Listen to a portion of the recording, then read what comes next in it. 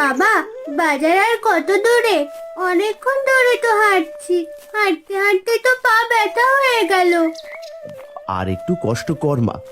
এই তো প্রায় চলে এসেছি, বেশি পথ বাকি নেই। বাবা, ওই বাজারে তো অনেক কিছু পাওয়া যায়, তাই না? পাগলি মেয়ের কথা শোনো, বাজারে তো সবকিছু পাওয়া যাবেই। বাবা দেখো, মহেশ কাকু বাজার থেকে গরু নিয়ে আসছে। তাই তো দেখছি। কিরে মহেশ, গরুটা কত দিয়ে কিনলি? হারান দাদা, সামনে বর্ষাকাল, নতুন ফসল রোপণ করতে হবে। চাষের জন্য প্রতি বছর কত কষ্ট করতে হয়। সময় মতো চাষ দিতে না পারলে যে এই ফসল রোপণ করতে পারবো না। তাই এই গরুটা কিনলাম। গরুটা 2000 টাকা নিল। তা বেশ ভালো কাজ করেছিস, আর কম দামেও পেয়েছিস। আমারও অনেক কষ্ট হয় চাষাবাদ করতে, তোর গরুটা মাঝে মধ্যে আমিও ব্যবহার করতে পারবো। কি যে বলো হারান্দা, কত বিপদ আপদে আমায় সাহায্য করেছো তুমি। আমার গরু মানে তোমার গরু। আমি এখন চলে গো, আকাশে আবার মেঘ করেছে, এই ছাতাটাও আনতে ভুলে গেছি। তিন্নিমা, আকাশে মেঘ করেছে, তাড়াতাড়ি বাজারে পৌঁছতে হবে, না হলে যে ভিজে যাব। পা চালাতো মা। এই বর্ষার মিঠা পানির টাটকা মাছ নিয়ে যাও, বড় বড় মাছ নিয়ে যাও, বর্ষার নতুন পানির মাছ নিয়ে যাও। ও দাদারা, ও দিদিরা, নিয়ে যাও নিয়ে যাও। এই মাছটা তো বেশ। তা দাদা, এই মাছটা কত আনা? দাদা, এইটা নদীর একেবারে টাটকা মাছ, দাম মাত্র 10 টাকা। একেবারে 10 টাকা? আচ্ছা ঠিক আছে, দাও, ব্যাগে ভরে দাও। বাড়িতে গিয়ে জমিয়ে মাছ আর খিচুড়ি খাবো। দেখো বাবা, কাকু কত বড় মাছ কিনছে। আমাদের জন্য নিয়ে চলো না, বর্ষার দিনে মাকে বলবো জমিয়ে রান্না করতে। এত বড় মাছ কেনার সামর্থ্য আমার নেই মা, তুই তো জানিস তোর বাবা ধনী নয় রে। হ্যাঁ বাবা, তবুও দেখো না, যদি নিতে পারো। মেয়েটাকে বাজারে নিয়ে আসিস কেন? বড় মাছ কিনে নেওয়ার মুরদ নেই, মেয়েকে নিয়ে আবার বাজারে এসেছে। তোদের ঢং দেখে বাঁচে না, যত সব। একটু যে শান্তি মতো বাজার করবো তার উপায় নেই। গদাই, ও ছোট মানুষ, আবদার করতেই পারে, তাই বলে এভাবে বলবি? বাজারে এসে চেঁচামেচি শুরু করে দিয়েছিস। বারো তো আশেপাশে মানুষ আছে, বললেই দোষ, যত সব।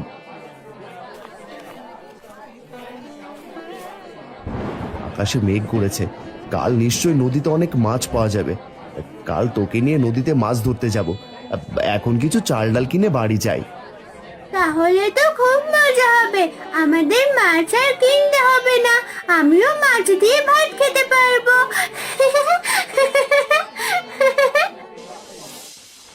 হারান চাল ডাল কিনে বাড়ির উদ্দেশ্যে যাত্রা করলো।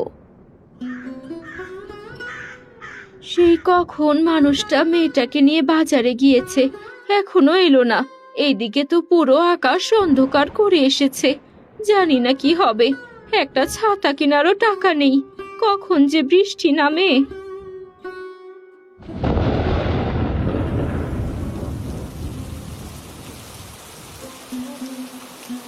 হাই হাই, এই যে মুষলধারে বৃষ্টি শুরু হলো, এখন কি করি?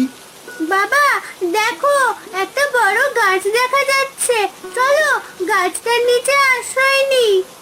এছাড়া তো আর কোনো পথ খোলা নেই, ছাতা থাকলে তো কোনো রকমে ঘরে যাওয়া যেত।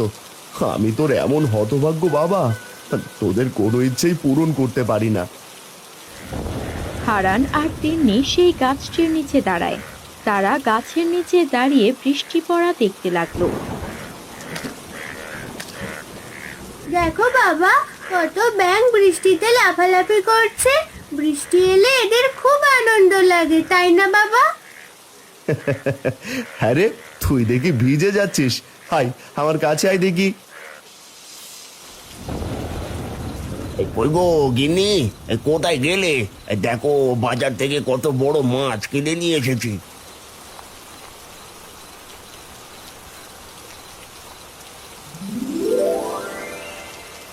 ও মা গো, কত বড় মাছ! দেখে তো জিভে জল চলে আসতেছে। জানি না রান্না করলে কত স্বাদ হবে।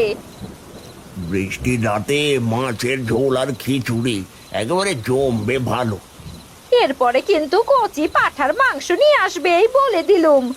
আহা হা হা, কতদিন খাওয়া হয়নি মাংস খিচুড়ি। আগে ব্যাগটা ধরো তো, এই বৃষ্টিতে বাইরে দাঁড়িয়ে কথা বলছি, এটা তো দেখছো নাকি? বৃষ্টির দিনে মাংস আর খিচুড়ি অনেক দিন খাইনি। তুমি তাড়াতাড়ি মাছ আর খিচুড়ি রান্না করো, আমার যে আর তর সইছে না। এই, তুমি শরীর মুছে নাও তো, আমি এক্ষুনি রান্না বসাচ্ছি।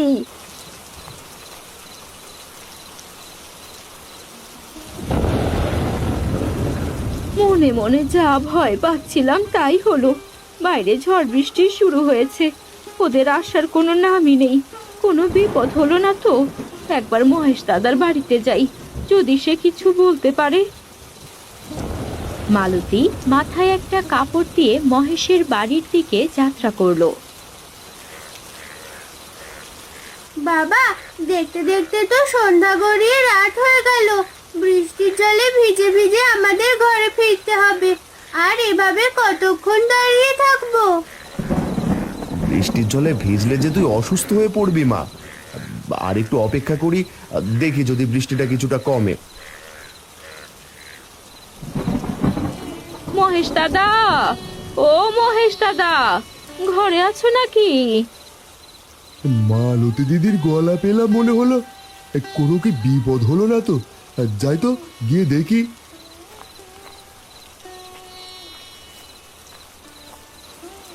আরে বৌদি, এত রাতের বেলা ঝড় বৃষ্টিতে আপনি, কোনো বিপদ হলো না তো? দাদা, সেই বিকেলে বের হয়েছে মানুষটা, এখনো ফেরার নাম নেই। সাথে তিন্নি মাও গেছে। আমার খুব চিন্তা হচ্ছে দাদা, কোনো বিপদ হলো না তো? ও তুমি কোনো চিন্তা করো না, আমি দেখছি। তুমি ঘরে ফিরে যাও, এভাবে ভিজলে শরীরে জ্বর করবে যে। মহেশের কথা মতো মালতী ঘরে ফিরে গেল। মহেশ একটা হ্যারিকেন আর একটা ছাতা নিয়ে হারান আর তিন্নিকে খুঁজতে বের হলো। হারান দাদা, ও হারান দাদা, কোথায় তুমি? মনে হয় বৃষ্টির কারণে কোথাও আটকে পড়েছে। সামনে গিয়ে দেখি আর একটু।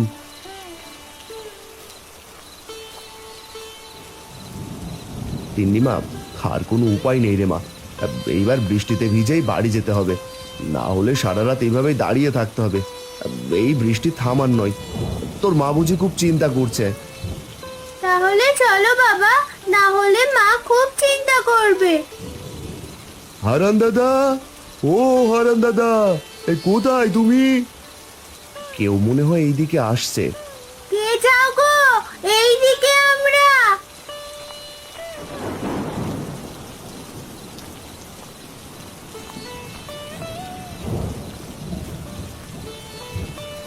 দাদা, তোমরা এখানে? তোমাদের জন্য মালতী বৌদি খুব চিন্তা করছে। তাড়াতাড়ি ঘরে চলো। তুই এসে খুব উপকার করলি রে মহেশ। দে, ছাতাটা আমার হাতে দে। হারান তিন্নিকে কোলে নিয়ে অন্য হাতে ছাতা ধরে সকলে বাড়ির উদ্দেশ্যে যাত্রা করে। মা, আর কত সময় লাগবে খিচুড়ি হতে? আমার যে খুব খিচুড়ি আর মাছ খেতে ইচ্ছে হচ্ছে। তুই তোর বাবার সাথে বসে গল্প কর, এই তো প্রায় হয়ে এসেছে। মা, তিন্নির বাড়িতে মাছ আর খিচুড়ি নিয়ে যাবো কাল। তিন্নিও তো অনেকদিন খিচুড়ি খায়নি। মেয়ের কথা শুনো, যা করে যা। কথা কি কানে যায় না তোর? টাকা দিয়ে জিনিস কিনে অন্যের মেয়েকে খাওয়াতে যাব কোন দুঃখে শুনি? যা বলছি। কি হলো কি? এত চেঁচামেচি কিসে? তোমার গুণধর মেয়েকে একটু সামলাও, আমি আর পারছি না। যা যা, তোর বাবার কাছে যা।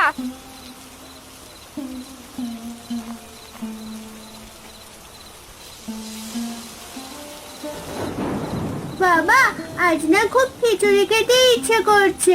এই ডাল দিয়ে খেতে আজ আর ভালো লাগছে না। আজ খেয়ে নে মা, কাল তোর বাবা নদী থেকে বড় মাছ ধরবে, তখন তোকে মাছ আর খিচুড়ি রান্না করে দেব। এমনিতে ভিজে বাড়ি ফিরলি আবার জ্বর না চলে আসে। আজ দেখলাম গদাই কাকু বাজার থেকে বড় মাছ কিনে নিয়ে এসেছে। গদাই কাকুর বাড়ি থেকে আমাকে একটু মাছের তরকারি এনে দাও।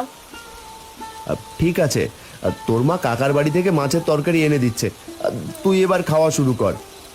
না গো, তাদের বাড়ি আমি যেতে পারবো না। তাদের আচার ব্যবহার আমার মোটেও ভালো লাগে না। হাজার হলেও তো নিজের ভাই। ঠিক আছে, আমি যাচ্ছি। মাতিননি, আমি যাবো আর আসবো, তুমি একটু অপেক্ষা করো।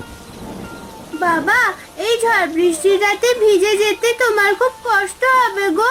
থাক, খাবো না আমি, তোমার যদি শরীর খারাপ করে। মারে, তুই খেতে চেয়েছিস, আমার যত কষ্টই হোক আমি গিয়ে নিয়ে আসছি। ভাবিস না, কিছু হবে না। তোমরা বাপ বেটি মিলে কি যে শুরু করেছো, আমার মাথায় কিছুই ঢুকছে না। হারান মাথায় একটা কাপড় দিয়ে বৃষ্টির ভেতর গদাইয়ের বাড়ির দিকে গেল। বাহ, কি সুন্দর ঘ্রাণ! ঘ্রাণ শুনে জিভে জল চলে আসছে। জানি না খেতে কত মজা হবে। গদাই, আরে ও গদাই ভাই, ঘরে আছিস? তোমার ভাইয়ের গলা পেলাম মনে হয়। এই রাতে আবার কি মনে করে এলো? যাই তো দেখি। এই যে বউ, উল্টো পাল্টা কিছু বলো না, ও তো আমার দাদা হয়। তোমার কাছ থেকে আমার কিছু শিখতে হবে না, এখানে বসে থাকো তুমি। ছোট বউ, তিন্নি ভাত নিয়ে বসে আছে। সেই সকাল থেকে বায়না করেছে মাছ দিয়ে ভাত খাবে। আমাকে একটু মাছের তরকারি দাও না। আমি কি বাড়িতে সরাইখানা খুলে বসেছি নাকি? যখন আসবে তখন পাবে। বের হন বাড়ি থেকে। ঠিক আছে, আমি চলে যাচ্ছি। অনেক আশা নিয়ে এসেছিলাম। কাঁদতে কাঁদতে হারান বৃষ্টিতে ভিজে ভিজে বাড়ির দিকে যাত্রা করলো। এইদিকে বাবার অপেক্ষা করতে করতে তিন্নি না খেয়ে ঘুমিয়ে পড়েছে।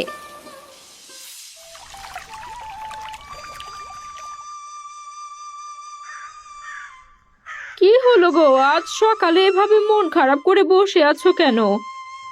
গিন্নি, কাল মেয়েটা না খেয়ে ঘুমিয়ে পড়েছে। আমি বাবা হয়ে তার ছোট ছোট বায়নাগুলো মেটাতে পারি না। আর যে কিছুই ভালো লাগছে না। তুমি শুধু শুধু ভেঙে পড়ছো কেন? ছোট মেয়ে, আবদার তো করবেই।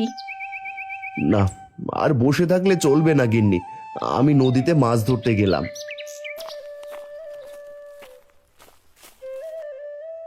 বাবা, আমি যাব তোমার সাথে নদীতে। আজকে নদীতে অনেক মাছ ধরবো, আজকে অনেক মজা হবে। হ্যাঁ মা, চল। কই গো মালতী, জালটা দিয়ে যাও। মালতী ঘর থেকে জাল এনে দেয়। এরপর তিন্নি আর হারান নদীর দিকে যাত্রা করে। হে সৃষ্টিকর্তা, আজকে নদীতে যেন তারা অনেক মাছ পায়। অনেক দিন ধরে মেয়েটা আমার মাছ খেতে চাইছে। মেয়েটার মনের আশা পূরণ করো। বাবা, কত বড় নদী! এই নদীতে অনেক মাছ পাওয়া যাবে। বাবা, এইদিকে জাল ছুঁড়ে মারো, এই পাশে মনে হয় অনেক বড় বড় মাছ পাওয়া যাবে। ঠিক আছে মা, তুই একটু সরে দাঁড়া, নয়তো পড়ে যাবি। হারান অনেকক্ষণ ধরে জাল ফেলতে থাকে, কিন্তু জালে কোনো মাছ ওঠে না।